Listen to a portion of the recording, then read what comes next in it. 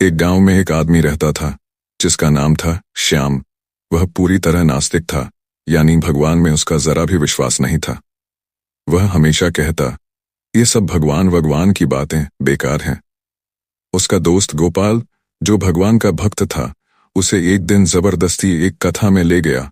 वहां एक महान संत, जिन्हें सब महात्मा जी कहते थे, भगवान राम की महिमा का गुणगान कर रहे थे। उनकी आवाज में इतना मधुर रस था कि सारी सभा भक्ति में डूबी हुई थी। गोपाल ने श्याम को महात्मा जी के पास ले जाकर कहा, महाराज, मेरा यह दोस्त भगवान में विश्वास नहीं करता, आप इसे कुछ समझाइए। श्याम ने तुरंत कहा, महाराज, मैं यह सब भक्ति वक्ति में नहीं मानता, आप कुछ और बात करें। महात्मा जी ने मुस्कुराते हुए कहा, बेटा, तू एक संत के द्वार पर आया है, मेरी एक छोटी सी बात तो मानेगा।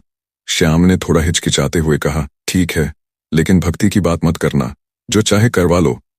महात्मा जी ने बड़े प्यार से कहा, मैं भक्ति की बात नहीं करूंगा, बस एक छोटा सा काम कर दे, मेरे सामने एक बार राम बोल दे। श्याम ने तुरंत मना किया, महाराज, मैंने तो कहा ना, मैं भगवान में विश्वास नहीं करता, यह राम वाम की बातें मेरे बस की नहीं। महात्मा जी ने हंसते हुए कहा, अरे बेटा, मेरी खुशी के लिए एक बार बोल दे, इसमें तेरा क्या बिगड़ जाएगा, बस एक बार राम कह दे। श्याम ने सोचा, इनका मन रख लेता हूं। उसने थोड़ा झिझकते हुए कहा, ठीक है महात्मा जी, आपके लिए बोल देता हूं, राम। जैसे ही उसने यह शब्द कहा, महात्मा जी के चेहरे पर बड़ी सी मुस्कान आ गई। वे बोले, बस हो गया तेरा काम, तूने एक बार राम का नाम ले लिया, यही तेरे जीवन की सबसे बड़ी कमाई है। श्याम को समझ नहीं आया। उसने पूछा, महाराज, इसमें क्या खास बात है? मैंने तो बस आपकी खुशी के लिए एक शब्द बोला। महात्मा जी ने गहरी बात कही, बेटा, राम नाम कोई साधारण शब्द नहीं, ये भगवान का नाम है जिसमें सारी शक्ति समाई है। तूने एक बार राम बोला, अब यह बात हमेशा याद रखना, अगर कभी कोई तुझसे कहे कि राम के नाम के बदले जो चाहे मांग ले, तो तू कुछ मत मांगना, बस इतना कह देना, राम नाम का जो फल है वही दे दो। समय बीता और श्याम का जीवन सामान्य रूप से चलता रहा। वह भगवान को नहीं मानता था, लेकिन महात्मा जी की वह बात उसके मन में कहीं न कहीं रह गई। एक दिन उसकी मृत्यु हो गई। यमदूत उसे ले गए और यमराज के सामने पेश किया। वहां चित्रगुप्त बैठे थे, जो हर जीव के कर्मों का हिसाब रखते हैं। यमराज ने चित्रगुप्त से पूछा, बताओ, इस आदमी ने जीवन में क्या अच्छे काम किए? चित्रगुप्त ने अपनी पुस्तक खोली और कहा, यमराज जी, इसने जीवन में कोई खास पुण्य का काम नहीं किया, बस एक बार राम का नाम लिया था। यमराज ने श्याम की ओर देखा और पूछा, बता, तूने एक बार राम का नाम लिया है, इसके बदले तुझे क्या चाहिए? श्याम को अचानक महात्मा जी की बात याद आ गई। उसने हंसते हुए कहा, यमराज जी, आप ही बताइए, एक राम नाम की कीमत क्या है? जो फल इसके बदले मिलता है वही मुझे दे दो। यमराज चौंक गए, उन्हें राम नाम की कीमत का कोई ज्ञान नहीं था। उन्होंने अपनी पुस्तकें देखी, लेकिन कहीं जवाब नहीं मिला। वे सोच में पड़ गए कि अब क्या करें। अगर राम नाम का फल नहीं दिया तो यह अन्याय होगा। उन्होंने फैसला किया कि पहले राम नाम की कीमत पता करनी होगी। यमराज इंद्र के पास गए और पूछा, इंद्र, तुम्हें पता है एक राम नाम की कीमत क्या है? इंद्र ने हंसकर कहा, यमराज, हम तो स्वर्ग में सुख सुविधा भोगते हैं, हमें क्या पता राम नाम की कीमत? आप ब्रह्मा जी से पूछिए। यमराज और इंद्र ब्रह्मा जी के पास पहुंचे। ब्रह्मा जी ने भी कहा, मुझे नहीं पता। एक काम करो, भगवान शंकर के पास जाओ, वे दिन रात राम नाम जपते हैं, शायद उन्हें पता हो। सब लोग भगवान शंकर के पास गए। यमराज ने पूछा, महादेव, एक राम नाम की कीमत क्या है? शंकर जी ने मुस्कुराते हुए कहा, हम तो राम नाम लेते हैं, उसकी कीमत जानने की कोशिश कभी नहीं की। हमें तो बस राम नाम से प्रेम है, फल की चिंता नहीं करते। एक काम करो, जिसका नाम है उसी से पूछो, राम जी से। अब यमराज, इंद्र, ब्रह्मा जी और शंकर जी सब भगवान राम के पास पहुंचे। उन्होंने पूछा, प्रभु, एक राम नाम की कीमत क्या है? राम जी ने हंसकर कहा, देखो, जिस आदमी ने जीवन में कोई पुण्य नहीं किया, वह मेरे एक नाम के बल पर मेरे सामने खड़ा है। ब्रह्मा, शंकर, इंद्र और यमराज जैसे देवता उसे मेरे द्वार तक ले आए। इससे बड़ी राम नाम की कीमत क्या होगी? एक बार मेरे नाम ने उसे मेरे पास पहुंचा दिया, यही मेरे नाम की शक्ति है। राम जी ने आगे कहा, मेरे नाम में इतनी ताकत है कि वह जीव को सारे बंधनों से मुक्त कर सकता है। जो मेरे नाम को श्रद्धा से लेता है, उसे मेरी कृपा मिलती है। राम जी ने फिर एक और कहानी सुनाई। वृत्रासुर नाम का एक दैत्य था जो भगवान का भक्त नहीं था, लेकिन उसने भगवान से एक अनोखा वर मांगा।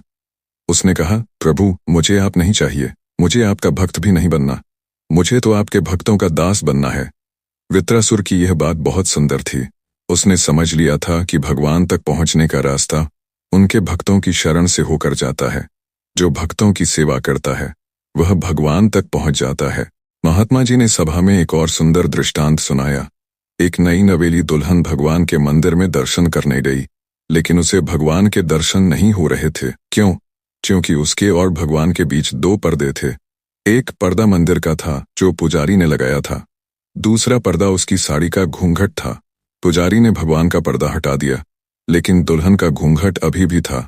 वह खुद घूंघट नहीं हटा सकती थी, क्योंकि उसके हाथों में मेहंदी लगी थी। उसने इधर उधर देखा तो उसका पति पास में खड़ा था। उसने इशारा किया और पति ने उसका घूंघट उठा दिया। जैसे ही दोनों पर्दे हटे, दुल्हन को ठाकुर जी के दर्शन हो गए। इस कहानी का मतलब समझाते हुए महात्मा जी बोले, हम सब जीव उस दुल्हन की तरह हैं। हमारे और भगवान के बीच दो पर्दे हैं। एक पर्दा माया का है जो हमारी आंखों पर है, दूसरा पर्दा भगवान की ओर से है। माया का पर्दा सद्गुरु या संत हटाते हैं और भगवान का पर्दा स्वयं भगवान अपनी कृपा से हटाते हैं। जब दोनों पर्दे हटते हैं तभी हमें भगवान के दर्शन होते हैं। महात्मा जी ने एक और कहानी सुनाई। एक धोबी अपने गधे को कपड़े धोने के लिए नदी पर ले जाता था। वह गधे को रस्सी से पेड़ के साथ बांध देता था। एक दिन वह रस्सी लाना भूल गया। उसने सोचा कोई बात नहीं, गधा तो बुद्धू है। उसने गधे को पेड़ के पास खड़ा किया और झूठ मूठ रस्सी बांधने का नाटक किया। गधा वहीं खड़ा रहा, क्योंकि उसे लगा कि वह बंधा हुआ है। धोबी ने सारे कपड़े धोए और जब लौटा तो गधा वहीं था, टस से मस नहीं हुआ। महात्मा जी बोले, हम सब उस गधे की तरह हैं। हम सोचते हैं कि हम माया के बंधनों में बंधे हैं, घर, परिवार, काम, धंधे, लेकिन यह बंधन असली नहीं, हमारे मन का बनाया हुआ है। कोई हमें बांधने नहीं आया।